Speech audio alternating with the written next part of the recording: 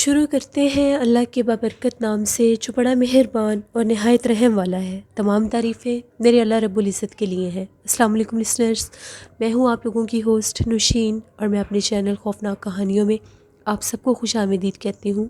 Listeners, कैसे हैं आप सब और मेरे चैनल की खौफनाक कहानियों को कितना पसंद करते हैं? अपनी राय का इज़हार कमेंट बॉक्स में ज़रूर करें।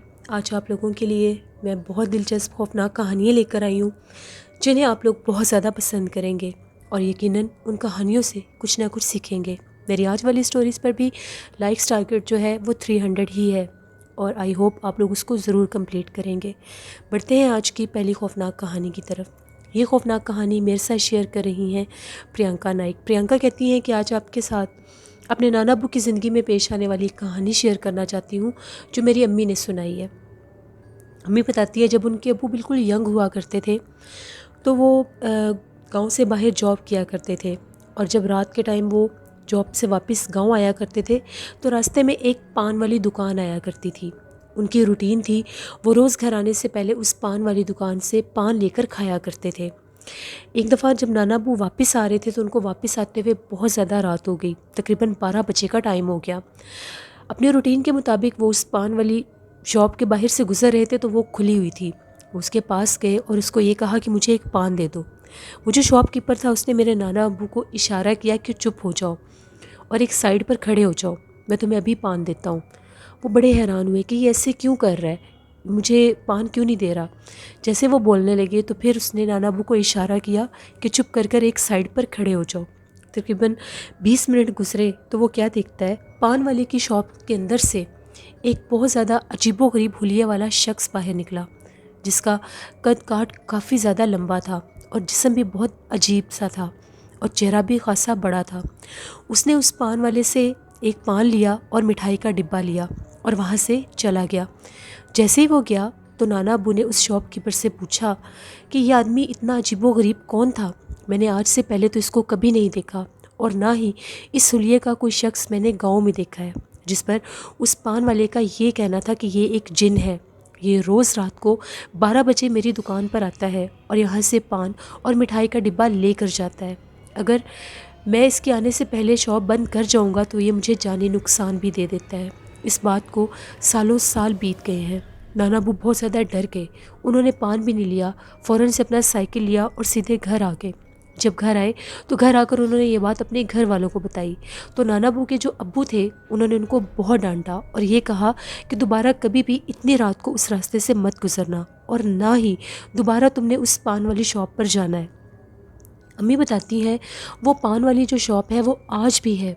आज भी उस पान वाले के आगे से जो नस्लें हैं उस शॉप को वो चला रही हैं और ये बात बिल्कुल सच है और उनके गांव की एक कहानी है जो उनकी अम्मी ने शेयर की। इसी तरह से प्रियंका कहती हैं एक और स्टोरी आपके साथ शेयर करती हूँ। ये मेरी चची की ज़िंदगी की कहानी है और ये भी मेरे साथ अम्मी ने ही शेयर की है। अम्मी बताती हैं कि जब मेरी चची नई नई उनकी शादी हुई तो वो ब्याह कर आई तो फ़िलहाल तो कुछ पहले दिनों में वो घर पर ही रहती थी सबके साथ, लेकिन जो मेरे चाचू थे वो दूसरे शहर में जॉब करते थे। तो फिर कुछ अरसे के बाद चची को उनके साथ जाना पड़ा। तो जहाँ पर चाचू थे वहीं पर चची ने भी रहना था। उन लोगों ने वहाँ पर एक छोटा सा घर रेंट पर ले लिया। चाचू डे टाइम जॉब पर होते थे तो चची अकेली ही होती थी। चची कहती है एक दिन ऐसा हुआ, मैं काम काज से फ्री होकर तो जैसे ही ड्रेसिंग टेबल के आगे आकर बैठी, मैं अपने बाल संवार रही थी और तैयार हो रही थी, एकदम से मेरी नज़र पड़ी तो मेरे पीछे एक लड़की खड़ी हुई थी जो कि दुल्हन के रूप में थी और वो बहुत ज़्यादा तैयार हुई हुई थी। वो कहाँ से आई एकदम मैं नहीं जानती। जैसे मैंने पीछे पलट कर देखा वो गायब हो गई। चची ने दोबारा शीशे में देखा तो वो सामने नहीं आई। चची बहुत ज़्यादा डर गई और फ़ौरन से उस कमरे से बाहर आ गई और इस बात को बिल्कुल समझ नहीं पाई थी कि वो लड़की कौन थी जो उन्होंने इस तरह से ड्रेसिंग टेबल में बैठे हुए नजर आई। शाम को जब चाचू वापस आए तो चची ने ये सारी बात उनको बताई। वो ये कहने लगे कि शायद तुम बहुत ज़्यादा थक गई हो, इतने दिनों से तुम अकेली काम काज कर रही हो तो तुम्हारा वहम होगा, ऐसा वैसा कुछ भी नहीं है। चची बहुत हैरान हुई कि इतना ज़्यादा वहम कैसे हो सकता है। मैंने बाकायदा अपने पीछे एक लड़की को खड़े देखा है जो दुल्हन के रूप में थी। अगले दिन फिर ऐसा हुआ, जैसे ही वो ड्रेसिंग टेबल के सामने तैयार होने के लिए बैठती थी उनको वो लड़की नज़र आती थी जो अपनी एक झलक दिखाकर फिर गायब हो जाती थी। अब जी जब ये काम बढ़ने लग गया तो चची ने ये कहा कि इतना वहम नहीं हो सकता, ये बार बार कैसे वहम हो सकता है। वो साथ वाली पड़ोसन के घर गई और उनको जाकर ये कहती हैं कि मेरे साथ इस घर में ये माजरा हो रहा है, आप मुझे बताएं कि आप इस बारे में कोई बात जानती हैं। जिस पर उनका ये कहना था, वो एक बूढ़ी औरत थी, उसका ये कहना था कि तुम्हारी तरह जो भी इस घर में नई नवेली दुल्हन आती है उसके साथ यही हादसा होता है, उसको वो दुल्हन के रूप में नज़र आती है। इस घर में एक लड़की का बसेरा है। कहा यह जाता है कि काफ़ी सालों पहले की बात है, यहाँ पर एक लड़की की शादी होकर आई थी। जब वो इस घर में आई थी तो अपने हस्बैंड के साथ बहुत खुश थी। एक दफ़ा उसके शोहर को इस घर से जाना पड़ा, यानी इसको कोई काम काज था जिसके सिलसिले में वो शहर से बाहर, उसको गए हुए काफ़ी दिन हो गए। तो जब वो वापस आया तो इस घर का दरवाज़ा खोला तो उसकी बीवी की आगे लाश पड़ी हुई थी। जब डॉक्टर ने चेक किया तो उनका ये कहना था कि इसकी मौत जो है वो करंट लगने से हुई है। उसके बाद से इस घर में वो लड़की जो है हर नई नवेली दुल्हन को नज़र आती है। बेहतर यही है तुम यहाँ से चली जाओ, तुमसे पहले भी यहाँ पर बहुत दफ़ा कपल आकर रहे हैं लेकिन वो यहाँ पर रह नहीं सकते, ऐसा ना हो कि कहीं वो तुम्हें नुकसान पहुँचा दे। मेरी चाची कहती है उसके बाद ये बात उन्होंने जाकर चाचू को बताई और उन लोगों ने उस घर को छोड़ दिया और वापस चाची अम्मी लोगों के साथ ही आकर रहने लग गई, क्योंकि वहाँ पर रहना उनके बस की बात नहीं थी। वो बताती है कि वाज़ह मैंने उस लड़की को 3 से 4 दफ़ा उस घर में देखा था। शायद वहाँ पर वो जिन्नात थे जिन्होंने उसकी जान ली होगी, जो उसका रूप लेकर ही सामने आते थे। ये कोई नहीं जानता। ये 2 स्टोरीज़ थी जो प्रियंका नाइक ने शेयर की। बहुत शुक्रिया प्रियंका नाइक आपका, आपने अपनी अम्मी से स्टोरीज़ लेकर मेरे साथ शेयर की। Thank you very much. Listeners, जिस जगह पर भी जिन्नात होते हैं वो किसी न किसी तरह से इंसान पर अपना असर करते हैं। बाज़ घरों में ऐसे जिन्नात होते हैं जो इंसान को जानी नुकसान पहुंचा देते हैं। इसलिए अल्लाह से रहम मांगना चाहिए कि हम कभी भी किसी ऐसी जगह पर ना जाएं जहां पर ऐसे जिन्नात हों जो इंसान को जानी नुकसान दे। बढ़ते हैं एक और खौफनाक कहानी की तरफ। ये खौफनाक कहानी सबा अब्बासी शेयर करी। सबा कहती हैं कि आज आपके साथ हम लोगों के मिलने वाले थे उनकी एक कहानी शेयर करना चाहती हूँ। उनका घर आसेब ज़दा था और उस आसेब का असर तकरीबन उनके सभी घर वालों पर था और वो लोग इस बात से बखूबी वाकिफ़ भी थे। उनकी एक बेटी थी, माशाल्लाह काफ़ी ज़्यादा एजुकेटेड थी, कॉलेज भी जाया करती थी, लेकिन कुछ अरसे से उनको दौरे पड़ने लग गए थे। उनकी हालत बहुत ज़्यादा अजीब हो जाती थी, किसी को समझ नहीं आती थी कि उनको क्या हो जाता है, एकदम से बहुत बुरी उनकी हालत हो जाती थी। फिर एक दफ़ा ऐसा हुआ, उनके घर वाले कहीं गए हुए थे तो उनकी वो जो बेटी थी वो घर पर अकेली थी। उनको गए हुए भी थोड़ी ही देर हुई थी कि एकदम से पूरे मोहल्ले में शोर बरपा हो गया। उनके घर में बहुत ज़्यादा आग लग गई थी, यहाँ तक कि उनके घर में वो आग इस तरह से भड़क रही थी कि पूरा मोहल्ला इकट्ठा हो गया। जैसे उन लोगों को फ़ोन किया गया कि आप लोगों के घर में बहुत सख्त आग लगी हुई है, आप लोग वापस आ जाएं। वो लोग वापस आ गए। जैसे वो लोग वापस आए, उन लोगों ने अपना घर खोला तो सारा घर जल रहा था। वो लोग बहुत ज़्यादा डर गए क्योंकि उनकी वो बेटी घर पर ही थी। उन लोगों ने शोर मचाना शुरू कर दिया कि हम लोगों की बेटी घर पर ही थी। सारे मोहल्ले ने ये कहा कि जब यहाँ पर आग जल रही थी तो हमें किसी की चीखों पुकार नहीं सुनाई दी। अगर आपकी बेटी घर पर थी, अल्लाह ना करे अगर उसको वो आग वगैरह भी लगती तो उसकी चीखों पुकार तो सुनाई देती। लेकिन उन लोगों का ये कहना था कि वो घर पर ही थी और अपने कमरे में थी।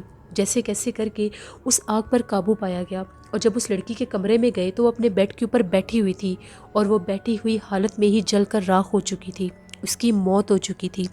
उसके घर वाले कहते हैं कि हम लोगों को समझ नहीं आई कि जिस तरह से ये जलकर मर गई है, इसने चीखों पुकार क्यों नहीं की, इसके चीखने की आवाज़ें किसी ने क्यों नहीं सुनी। उसकी अम्मी ने ये बताया कि इसने 2 दिन पहले ही अपनी सारी तस्वीरें, अपनी सारी डिग्रीज सब कुछ जलाकर राख कर दिया था, यहाँ तक कि अपने कपड़े भी जला दिए थे। तो जब उसकी अम्मी ने पूछा था तो उसने किसी को कोई रीज़न भी नहीं बताई थी। वो मेरी खाला की बहुत अच्छी दोस्त भी थी, मेरी खाला के पास भी आया करती थी, उनसे बहुत ज़्यादा उसका घुलना मिलना था। तो खाला उसको, जब खाला को पता चला था कि उसकी डेथ हो गई है तो खाला बहुत ज़्यादा रोई भी थी और उसके लिए बहुत ज़्यादा सैड हो गई थी। तो फिर वो खाला को ख्वाब में मिली और उसने ये कहा कि तुम मेरे लिए उदास मत हो, मैं बहुत खुश हूँ, मैं अपनी पहली ज़िंदगी में इतनी खुश नहीं थी जितनी मैं अब खुश हूँ। खाला बहुत ज़्यादा डर गई क्योंकि वो खाला को बहुत ज़्यादा ख्वाब में मिलने लग गई थी और वो खाला को उस रूप में मिलती थी जिस रूप में वो जल कर मरी थी। फिर खाला को एक आमिल साहब के पास लेकर गए। आमिर साहब ने खाला के ऊपर दम किया और ये कहा कि कोशिश करें कि आप उसको बहुत ज़्यादा याद मत किया करें, क्योंकि उसके ऊपर ऐसे जिन्नात का बसेरा था जो जिन्नात उसको अपने साथ ले गए हैं। उन्हीं जिन्नात ने उनके घर में आग लगाई थी और उस लड़की की जान ली थी। फिर खाला ने उसका ज़िक्र करना छोड़ दिया, उसको याद करना छोड़ दिया, और वो जो आमिर साहब थे उनका तावीज़ गले में पहन लिया। उसके बाद वो खाला को दोबारा से नज़र नहीं आती थी। ये एक स्टोरी थी जो सबा अब्बासी ने शेयर की। बहुत शुक्रिया सबा अब्बासी आपका। लिसनर्स, अल्लाह से हमेशा रहम मांगना चाहिए, अल्लाह कभी भी किसी पर इतना बुरा वक्त ना लेकर आए। बढ़ते हैं एक और ख़ौफनाक कहानी की तरफ। ये ख़ौफनाक कहानी मेरे साथ शेयर कर रही हैं ज़ोया ख़ान। ज़ोया कहती हैं कि आज आपके साथ एक ऐसी कहानी शेयर करना चाहती हूँ जो कि बहुत ही ज़्यादा दिल खराश है। मेरी दादी अम्मा के पास नेबर में से एक आंटी आया करती थी, और वो जब भी हम लोगों के घर आती थी, ये आज से 18 साल पहले की बात है, आकर मेरी दादी अम्मा को ये कहती थी कि आप लोगों ने ये जो हर तरफ मशहूर किया हुआ है कि आप लोगों का घर आज सेफ ज़दा है, आप लोगों के घर में जिन्नात हैं, आप लोग ऐसी बातें मत फैलाएं, ना ही ऐसी बातें किया करें। आजकल के दौर में जिन्नात के वजूद पर कोई भी यकीन नहीं करता। आप फजूल में लोगों के दिलों में इस घर को लेकर डर और खौफ डालती रहती हैं। मेरी दादी अम्मा ने उनसे ये कहा कि आप ऐसी बातें ना करें। आप यकीन करती हैं या नहीं करती, लेकिन हम लोगों का घर आज सेफ ज़दा है और हम लोगों के घर में जिन्नात हैं। बेहतर यही होगा कि आप उनके बारे में इतना गलत मत बोलें। इसके बावजूद वो जो आंटी थी वो इस बात पर बार बार बोलती ही जा रही थी, बार बार उनके बारे में गलत बातें कर रही थी। दादी अम्मा उनको बहुत ज़्यादा रोक रही थी, मगर वो दादी अम्मा की एक बात भी नहीं सुन रही थी। तभी दादी अम्मा कहती हैं कि वो मेरे पास बाहर सहन में ही बैठी थी, तो एकदम से कोई भी नहीं जानता कहाँ से उड़ती हुई एक ईंट आई और आकर उनके सर में इतनी ज़ोर से लगी कि उनका सर ज़ख्मी हो गया और वो वहीं पर गिरी और बेहोश हो गई। दादी अम्मा ने भी शोर मचाना शुरू कर दिया। उनके घर वाले भी आ गए, यहाँ तक कि मोहल्ले वाले भी आ गए। जब उनको देखा तो वो बहुत ज़्यादा ज़ख्मी हालत में थी। जब डॉक्टर को बुलाया गया तो डॉक्टर ने ये कहा कि इनके सर पर इतनी गहरी चोट लगी है कि इनकी डेथ हो गई है। सब बहुत ज़्यादा डर गए थे। उसके बाद पूरे मोहल्ले में ये बात मशहूर हो गई कि हम लोगों का जो घर था वो आसेफ ज़दा था। ये एक स्टोरी थी जो मैंने दादी अम्मा से सुनी थी और आपके साथ शेयर की। ज़ोया बताती हैं कि मेरी एज 15 इयर्स है और ये मेरी पैदाइश से पहले की बात है। हम लोग आज भी उसी घर में रहते हैं। बहुत शुक्रिया ज़ोया ख़ान आपका, अल्लाह आप सबको अपने हिफ्ज़ अमान में रखे। बढ़ते हैं एक और ख़ौफनाक कहानी की तरफ। ये ख़ौफनाक कहानी सेंड्रीला शेयर कर रही है सिंध से। सेंड्रीला कहती हैं कि आज आपके साथ अपने कज़न की ज़िंदगी में पेश आने वाली एक कहानी शेयर करना चाहती हूँ। आज से 6 साल पहले की बात है। मेरे कज़न जो थे उन्होंने और उनके कुछ दोस्तों ने मिलकर एडमिशन लिया। तो वो लोग एक यूनिवर्सिटी में उन लोगों का एडमिशन हुआ था, तो गाँव से उन लोगों ने यूनिवर्सिटी में पढ़ने जाना था, तो काफ़ी ज़्यादा रास्ता बन जाता था। तो उन लोगों ने ये डिसाइड किया कि हम 4-5 लड़के हैं, तो हम लोग यूनिवर्सिटी के पास ही कोई घर रेंट पर ले लेते हैं। उन लोगों ने एक छोटा सा घर रेंट पर ले लिया। वो घर इस तरह से था कि वहाँ पर 2 कमरे थे, एक ऊपर वाले पोर्शन में और एक नीचे वाले पोर्शन में, और बाहर की तरफ ही सहन में ही किचन और वॉशरूम भी था। मेरे कज़न कहते हैं हम लोग ऊपर वाले पोर्शन में ही सो रहे थे। सर्दियों का मौसम था, हम लोग काफ़ी ज़्यादा थके हुए थे। जो मेरे दोस्त थे उन लोगों ने फ्लोर सेटिंग कर ली और वो लोग वहाँ पर सोने लग गए। पास एक चारपाई थी, मैंने सोचा मैं इसके ऊपर सो जाता हूँ। जैसे ही मैं सोया मुझे बहुत ज़्यादा ठंड लग रही थी, तो मैंने अपने ऊपर ब्लैंकेट कर लिया। जब मैंने अपने ऊपर ब्लैंकेट किया तो मुझे इस तरह से महसूस हुआ कि कोई बहुत भारी भरकम वजूद मेरे ऊपर आकर बैठ गया है। मैं बहुत ज़्यादा डर गया कि मेरे ऊपर किस तरह का वज़न आ रहा है। मैंने फ़ौरन से कुल पढ़ना शुरू कर दिया। जैसे मैंने कुल पढ़ना शुरू किया, वो जो वज़न था वो मेरे ऊपर से हट गया। लेकिन थोड़ी ही देर के बाद मुझे ऐसा महसूस होने लग गया कि जैसे मेरी चारपाई के नीचे से मुझे कुछ छोटे छोटे हाथों के साथ मार रहा है। मैं बहुत ज़्यादा खौफज़दा हो गया। मैंने आयतुल कुर्सी पढ़ना शुरू कर दी। इतनी सख्त सर्दी में भी खौफ के मारे मेरे पसीने छूट गए। मैं फ़ौरन से चारपाई से उठा और जाकर अपने दोस्तों के दरमियान में लेट गया। मेरे एक दोस्त की आंख खुल गई और उसने ये कहा कि यहाँ तो पहले ही जगह बहुत तंग है, तुम यहाँ पर क्यों आ गए हो। मैंने उसको ये बात बताई कि मेरे साथ ये हो रहा है, मुझे बहुत ज़्यादा डर लग रहा है, मैंने अकेले चारपाई पर नहीं सोना। उसने ये कहा कि चलो मैं तुम्हारे साथ आकर चारपाई पर सोता हूँ, तुम्हें वैसे ही वहम हो रहा है। मैं और मेरा दोस्त ऊपर चारपाई पर जाकर लेट गए। अब मेरे कज़न तो सो गए, लेकिन उनके दोस्त के साथ सेम वैसे ही वही सब होने लग गया। पहले कोई उनके ऊपर बाकायदा आकर बैठा और फिर ऐसा महसूस हुआ कि चारपाई के नीचे से उनको कोई मार रहा है। वो भी बहुत ज़्यादा डर गए और फिर उनके कान में एकदम से आवाज़ आई कि जिस जगह पर तुम लोगों ने चारपाई बिछाई हुई है, यहाँ से फ़ौरन से चारपाई उठा लो, वरना तुम लोगों को बहुत ज़्यादा नुकसान देंगे। मेरे कज़न के जो दोस्त थे उन्होंने फ़ौरन से मेरे कज़न को जगाया और ये कहा कि जैसे कैसे करके यहाँ से चारपाई हटानी होगी। उन लोगों ने चारपाई हटाई और फजर तक वो दोनों जागते रहे और बहुत ज़्यादा खौफज़दा थे। अगले दिन उन लोगों ने ये जो बात थी वहाँ के ऑनर के साथ भी शेयर की, तो उसने ये कहा कि नहीं, यहाँ पर ऐसा वैसा कुछ भी नहीं है, आप लोगों को कोई वहम हुआ होगा। उसने ये बात कहकर टाल दी। अब वो जो सारे मेरे कज़न के जो सारे दोस्त थे उन लोगों ने ये प्लान बनाया कि आज हम लोग बाहर घूमने फिरने जाएंगे। मेरे कज़न के कुछ और दोस्तों ने उनसे मिलने आना था, तो मेरे कज़न ने ये कहा कि तुम लोग चले जाओ, मेरे कुछ दोस्तों ने आना है, मैं उनको लेकर फिर बाद में तुम लोगों के पास आ जाऊँगा। अब वो जो उनके बाकी के दोस्त थे वो वहाँ से चले गए और मेरे कज़न घर पर अकेले ही थे। काफ़ी ज़्यादा उन्होंने इंतज़ार किया, लेकिन उनके जिन दोस्तों ने आना था वो नहीं आए। तभी मेरे कज़न कहते हैं रात हो गई और मुझे बहुत ज़्यादा डर लग रहा था कि अकेले मैं यहाँ पर इस घर में हूँ, कहीं मेरे साथ कुछ हो ना जाए। तो वो जाकर एक कमरे में बैठ गए और अंदर से दरवाज़ा बंद कर लिया। वो कहते हैं जैसे ही मैंने दरवाज़ा बंद किया, मुझे घर के बाकी हिस्सों में से किसी के चलने फिरने की आवाज़ आने लग गई और जो नीचे वाला कमरा था उसमें से कोई सामान घसीट रहा था और उस सामान को उठा उठा कर फेंक रहा था। कभी ऐसा लगता था कोई भागकर सीढ़ियों के ऊपर आ रहा है और कभी ऐसा लगता था कि कोई बार बार मेरे कमरे का दरवाज़ा खटखटाता है। मेरे कज़न बहुत ज़्यादा डर गए। उनके वो जो दोस्त गए हुए थे उनको गए हुए भी काफ़ी ज़्यादा रात हो गई और वो लोग भी अभी तक वापस नहीं आए थे। मेरे कज़न कहते हैं मैंने जैसे ही खिड़की खोल कर देखी कि मैं एक दफ़ा देखूं तो सही कि बाहर ये जो मुझे आवाज़ें आ रही हैं ये है कौन। तो मेरे कज़न कहते हैं जब वो बाहर चल फिर रहा था तो मैंने थोड़ी सी विंडो खोल कर देखी, तो वो ऐसा लग रहा था कि जैसे काले रंग का कोई वजूद है और वो भाग रहा है। उसकी आंखें रेड कलर की थी। वो बहुत तेज़ी के साथ कभी भागकर एक तरफ जाता था और कभी भागकर एक तरफ। मेरे कज़न बहुत ज़्यादा डर गए और अल्लाह से मदद मांगने लग गए। वो कहते हैं उसी कमरे में हम लोगों ने कुरान पाक भी रखा था। मैंने फ़ौरन से सूरत यासीन उठाई और सूरत यासीन पढ़ना शुरू कर दी। यहाँ तक कि पूरी रात गुजर गई और उनके दोस्त वापस नहीं आए। फजर तक वो सूरत यासीन पढ़ते रहे और फजर तक वो जो मखलूक थी, वो जो जिन्नात थे, उस घर में उधम मचाया हुआ था उन्होंने। कभी वो भाग कर ऊपर जाते थे, कभी नीचे जाते थे, उनको हर मुमकिन तरह से डराने की कोशिश कर रहे थे। सुबह जब हुई तो उनके दोस्त वापस आए, लेकिन मेरे जो कज़न थे अपने दोस्तों से मिले बिना ही घर वापस आ गए और आकर ये बात सब घर वालों को बताई। मेरे कज़न को बहुत सब बुखार था। उनके घर वाले उनको एक आमिर साहब के पास लेकर गए। जब उन्होंने दम किया तो उनका ये कहना था कि उस जगह पर, उस घर में बहुत ज़्यादा सख्त जिन्नात का बसेरा था। तुम लोगों के पास कुरान पाक था, इसलिए तुम लोग बच गए हो। अगर ऐसा वैसा कुछ ना होता, यानी तुम लोगों के पास कुरान पाक ना होता, तो पता नहीं शायद वो तुम्हें उस टाइम नुकसान भी पहुंचा देते। बेहतर यही है कि उस घर में वापस ना जाना। मेरे कज़न ने अपने दोस्तों को भी ये बात बता दी। फिर उनके जो दोस्त थे उन्होंने भी यही डिसाइड किया कि हम लोग उस घर में नहीं रहेंगे, हम लोग यूनिवर्सिटी के हॉस्टल में ही रहेंगे। फिर उन लोगों ने यूनिवर्सिटी के हॉस्टल में एक रूम लिया और मेरे कज़न की भी जगह बनाई। मेरे कज़न को काफ़ी ज़्यादा बुखार रहता था। कुछ अरसे के बाद दम वगैरह करवाने के बाद उनकी तबीयत ठीक हुई तो फिर दोबारा से मेरे कज़न हॉस्टल में ही जाकर उनके साथ रहने लगे।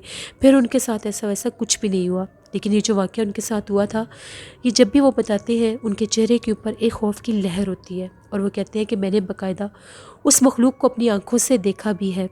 वो बहुत ज़्यादा ड्रामनी मखलूक थी। ये मेरे कज़न की ज़िंदगी की एक कहानी थी जो मैंने आपके साथ शेयर की। बहुत शुक्रिया सेंड्रीला आपका।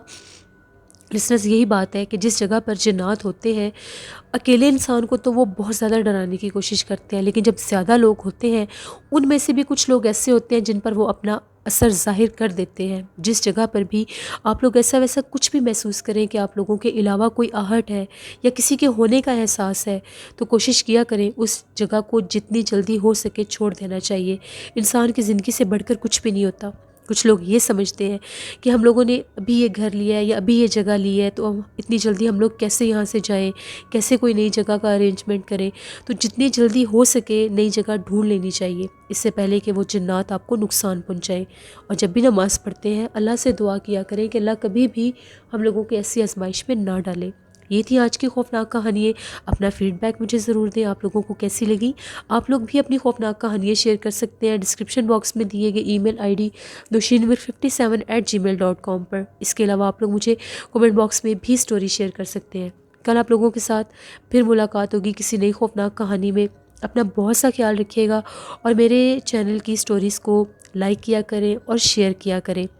जो भी मेरे चैनल पर नए लिसनर्स आए हैं उन सबको मैं अपने चैनल पर वेलकम कहती हूँ। इंशाल्लाह इसी तरह से आप लोगों के साथ स्टोरी शेयर करती रहूँगी। अपना बहुत सा ख्याल रखिएगा, अपनी ढेरों दुआओं में मुझे ज़रूर याद रखिएगा। Thank you for watching. Stay blessed. Allah निगहबान।